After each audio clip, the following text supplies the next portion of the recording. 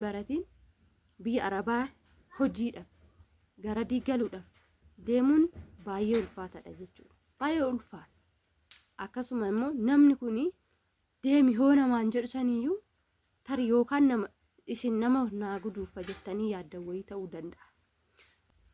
Erga deemtanii immoo achi geessanii waggaa tokko yookaan ji'a muraasa keessatti waa hojjechuu yoo baate namni sun guutumaan guututti namni sun homaa hojjechuu hin barbaadu, jireenya keessanitti taphachuu barbaada. Kanaaf maal gochuu qabdu?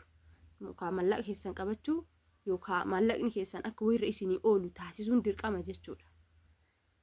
Inni immoo achi teessanii kaadhimattanii maallaqa irratti ergitan kuni inni sirumattuu ulfaataadha jechuudha. Sirumattuu jireenya ijoollee keenya kan balleessaa jiru tokkoffaa kaadhimatanii tariitu osoo wal fuudhin wal biraa deemanii maallaqa isarratti ergitee inni ittiin guduufataa akka barbaade gaafa galte wadi jechuu hin danda'a jechuudha. Namni isa gaafatu hin jiru. Kun seeraan ala jechuudha. Kaadhimataniitis biraa yoo deeman jirtu jaalatamtoota kabajamtoota hordoftoota kiyyaa nagaa kooti galata waaqayyoo baga nagaa fayyaa taatan isiniin jecha. Egaa maaliif dhuftee jechuun keessan har'asii waan xiqqishu wayii waan keessa koo baay'ee na aarsu yeroo hunda jechuudha qabadhee isin dhufeen jira. Innis maal seetan wanta kana tariitii kan tanaan dura keessa jiraattan ta'e wanta akkanaa kana buleewwan keenya irraa of eeggannoo taasisaa isinii galee kan keessa jiraattan ta'e waan kana keessa waan amma isinitti mukan. Innis maalidha? Obboleettii keenya tokkotu jira. Heerumtee ji'a 3 osoo hin guutiin biyya alaa ergate jechuudha abbaan manaa ishee. Egaa biyya alaa ergateen boodatti immoo waggaa 7 lakkoofsistee jirti jechuudha. Waggaa 7 kana kan lakkoofsiste maallaqa ji'a ji'aan akkaawuntii isaa irratti galchiti. Egaa mee kana laala. Murteessuun in ulfaata baay'ee garuu. Ji'a ji'aan akkaawuntii isaati irratti galchiti. Egaa gaafa waggaa kana hunda xaartee nangalaa amma dadhabee jedhuuni maal jedhaa seetan? Eessatti galtaa? Gaafa ati galtee ani karaa Suudaaniin bahee tanan deema jedheetoo waan kana dhiyeessaaf jechuudha. Kana jechuun immoo ishii hin barbaadu jechuudha guutumaan guututti. Jalqabumaayyuu namni akkanaa namni fuudhee osoo tariitii jireenya waliin argee jireenyi rakkisee isinii galee namni gaafa biyyaa bahu rakkateeti. Immoo rakkataan tokko hin fuudhu jechuudha. Rakkataani hin fuudhu. Duruma karoora itti qabee fuudhee malee rakkataan hin fuudhu. Maaliif yoo naan jettanii rakkataan rakkataadha.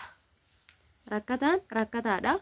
Hamma gaafa guduufatuutitti hamma gaafa waa godhatuutitti hin fuudhu. Tariitii yoo fuudhellee jireenya xiqqoo ishii waliin arganii waggaa 2 waggaa 3 waliin jiraatanii yoo ilmoo argatanii ilmoo san guddisuuf yookaan immoo ishii jijjiiruuf ofis jijjiiranii booda gara fuulduraatti sammuun daa'ima sanaa akka hin cannaqamne yookaan akka hin miidhamneef jedhaniiti akka ofii kiyyaatitti jechuudha akkasii jechuudha. Daa'ima koo guddifachuuf jireenya kiyyaa ka duraatirra fooyyeffachuuf kan inni deemeef. Egaayyuu akkas ta'ee ishiin aga waggaa 7 kana maallaqa itti erguu hin qabdu jechuudha. Kan ji'a 3 qofa jechuudha. Erguu dhiistee dhaabdee jennaan maaliifi dhaabdee jedhee gaafate. Gaafannaa warqiidha nan bitadhee jetteen. Egaa kun immoo baay'ee ulfaataadha wanta akkanaa kun. Waggaa 7 jechuun xiqqaa miti jechuudha. Waggaa 7 dhiisaatu ji'i 7 biyya namaatti baay'ee ulfaataadha. Ishiin garuu waggaa 7 hojjette hin galiinii yoo ati galte Suudiirraaniin biyya Arabaa deema Suudaan irraan. Isinii galee kana jechuun baay'ee ulfaataadha. Durumaayyuu hin barbaadu jechuudha abbichi suni. Yeroo baay'ee shamarran keenya bakki itti dogoggorru hundumti keenya jechuudha. Nama tokko lama qofa osoo hin ta'in hundumtuu bakka itti dogoggoran jechuudha. Bakka itti dogoggorru. Tokkoffaa biyya Arabaa teessanii kaadhima hin godhatina. Maaliif jennaan kan kaasin kaadhimatu suni maallaqa keessanii fi malee jireenya keessan barbaadee miti jechuudha. Tasuma gaafa isin biyya keessa jirtan eessa dhaqe? Lammaffaa heerumtanii ji'a 3 ji'a 4 odoo waggaan guutiin osoo jireenya bultiin maal akka ta'e osoo hin baratiin biyya Arabaa hojiidhaaf gara galuudhaaf deemuun baay'ee ulfaataadha jechuudha. Baay'ee ulfaata. Akkasuma immoo namni kuni deemi hoo namaan jedhu saniyyuu tarii yookaan isin nama naa guduufa jettanii yaaddan wayii ta'uu danda'a. Erga laaltanii keessanii waggaa tokko yookaan ji'a muraasa keessatti waa hojjechuu yoo baate namni sun guutumaan guututti namni sun homaa hojjechuu hin barbaadu, jireenya keessanitti taphachuu barbaada. Kanaaf maal gochuu qabdu? Yookaan maallaqa keessan qabachuu yookaan maallaqni keessan akka wayirra isinii oolu taasisuun dirqama jechuudha. Inni immoo achi teessanii kaadhimattanii maallaqa irratti ergitan kuni inni sirumattuu ulfaataadha jechuudha. Sirumattuu jireenya ijoollee keenya kan balleessaa jiru tokkoffaa kaadhimatanii tariitu osoo waliif fuudhin wal biraa deemanii maallaqa isarratti ergitee inni ittiin guduufataa akka barbaade gaafa galte wadi jechuu hin danda'a jechuudha. Namni isa gaafatu hin jiru. Kun seeraan ala jechuudha. Kaadhimataniitis biraa yoo deemanii qofaatuyyuu na qabe jechuudha. Kaadhimatanii yoo biraa deemanis rakkoodha.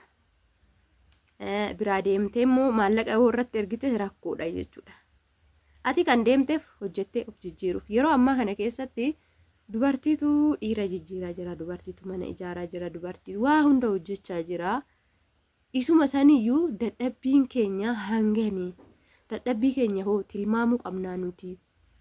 Dadhabbiin keenya hojiirra nuuf ooluu qaba. Anuumtuu dadhabne dirqama hojiirra si ooluu qaba dadhabbiin kee.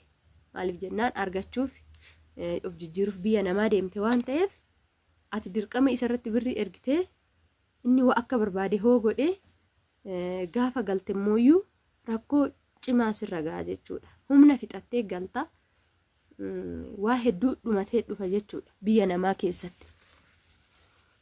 Sirii galee waan hunda biyya namaa keessatti bifa keenya humna keenya wanta hunda biyya namaatti gaafa fixannee dhufun immoo gaafa as geenyu hoo waa hin qabaatiin yoo wanni ati hojjette hunda balleessu yookaan immoo oggaa kana hunda mee oggaa 7 jechuun xiqqaa miti garuu oggaa kana hunda hojjette hin galiin jechuun isaa yoo ati galte nan deema gara biraatiin jechuun isaa achuma taa'itoo anumaaf birri naa ergi ati hin galiinitoo ani asittiin jiraadhadha siniin galee kanammoo wantoota akkanaa kanarraa of eegaa.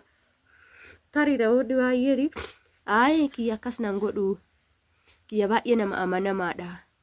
Kiyya nama gaariidha kaadhimaan kiyyaa. Abbaan manaa kiyya nama gaariidha. Nama na jalaa balleessus miti, nama narratti waan biraa yaadus miti jettanii yaaduu dandeessu. Garuu akkasitti nama namanina. Namni kamiyyuu hin dogoggora. Namni hin dogoggorre hin jiru. Sinii galee maallaqni keessan hin dhumata.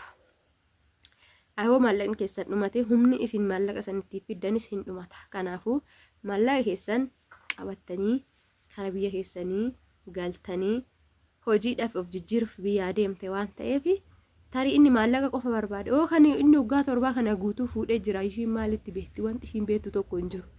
Yookaan fuudhee ijoollee godhatee jira saniifuu rakkatee hin dhufini maalitti dhuftaadhaan osoo guduufee fi ta'ee maallaqni waggaa 2 gahaadha jechuudha. Maaliif ishiin asitti heerumtee misirrummaa ishee osoo hin fixatin mushurrummaa ishee osoo hin fixatin biyya Arabaa deemte mana namaa hojjechuu jechuudha. Of jijjiiruu bultii kiyya osoo jettee hin jiraatin jireenya kiyya jettee osoo hin jiraatin biyya alaa erge jechuudha. Biyya Arabaa ergate. Erga biyya Arabaa ergatee booda immoo kana jechuun isaa baay'ee ulfaataadha. Wanti tokko nama hin hojjetamin baay'ee ulfaataadha. Kanaafuu obboleewwan keenya wanta haasa'amu wanta nu ilaallatu seera yoo dhaggeeffanne wantoota baay'ee irraa arganna jechuudha. Kanaafuu yoo dhaggeeffatta seeraan keessatti warroon akkasii keessatti of laaluu qabna. Isinii galee miti keessatti of laaluu qabna. Abbaan manaa kiyya maal hojjechaa jira? Kaadhimaan kiyya maal naa hojjechaa jira? Maallaqa itti ergaan jira hoo inni maal naa godhaa jira? Kun ilaalamuu qaba. Nangalaa yoo ati jettuuni dhiirri si jaalatu nan gala yooti jettuuni isa har'a akka galtu barbaadu jechuudha. Dhiirri dhugaan si jaalatu dhalatu har'a nan gala yoo jetteen har'a yoo galteeyyuu anaaf gaariidha galii kasiin jedhu malee dabaladhu hojjedhu kana goonessan goona akkas goonet akkana goona kan jedhu jechuudha. Gonkumaa hin ta'u jechuudha. Namni hin ta'u maallaqa keessan qabachuutu isin barbaachisa. Dhugaa dubbachuuf yoo ta'e humna keessan gatii dadhabbii keessanii arguu qabdu beekuu qabdu.